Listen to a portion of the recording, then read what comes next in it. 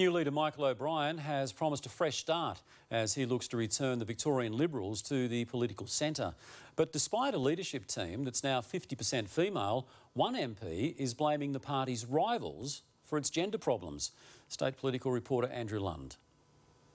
After a disastrous election result, I did all of that to get the best car park. Matthew Guy still managed to smile as he arrived at Parliament to formally resign as Liberal leader, with Michael O'Brien emerging unopposed as his successor. This is a new day for the Liberal Party. This is a fresh start for the Liberal Party. Outside, flanked by new deputy Cindy McLeish and upper house leaders David Davis and Georgie Crozier, the 47-year-old conceded the party had lost touch with the electorate. We say humbly, if we got that wrong, we're sorry, and we will listen and we will learn and we will be better. With the election route now under review, the keen Carlton fan promised a political reset. We need to be back in the centre field of politics. That's where we need to be. That's where Victorians are. And that's where the Liberal Party is going to be. A key issue, the lack of women on the Liberal benches. But while the New Look leadership team is 50% female, there were mixed messages. If the Labor Party and the Greens want to have more women in the Liberal Party, what they should have done was not defeated them.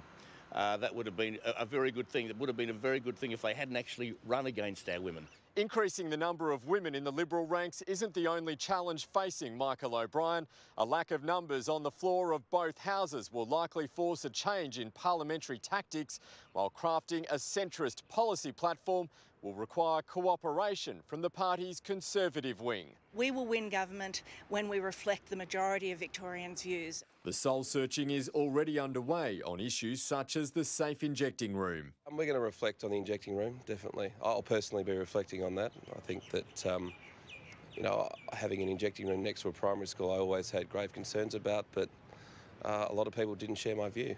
Parliament will resume on December 19. Andrew Lund, 9 News. Newly elected Liberal leader Michael O'Brien has promised a fresh start for his defeated and depleted party.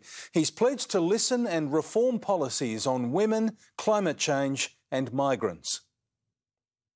It was a bittersweet reunion for the shattered Liberal Party with just 20 survivors in a lower house of 88 seats. The outgoing leader and law and order champion Matthew Guy didn't want to talk about what went wrong, but new leader Michael O'Brien, with new deputy Cindy McLeish, was contrite, promising a new Liberal Party. We say humbly, if we got that wrong, we're sorry, and we will listen and we will learn and we will be better. The Liberal campaign slammed by its own MPs. And that campaign that we went through, from our point of view, was a disgrace. Michael O'Brien has to tiptoe through a minefield of politics, trying to drag the party from the right wing back to the centre without enraging the Conservative wing of his party. Absolutely, you don't get elected if you stray too far from the centre, nor should you.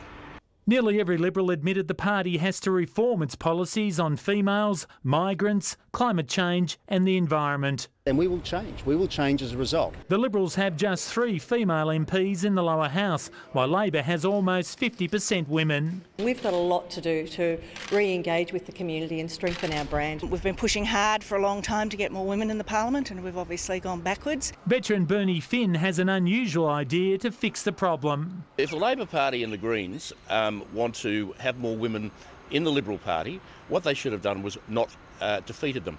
The 47-year-old Irish-born, Catholic-educated Mr O'Brien will review all Liberal policies, including opposition to the Richmond drug injecting room trial.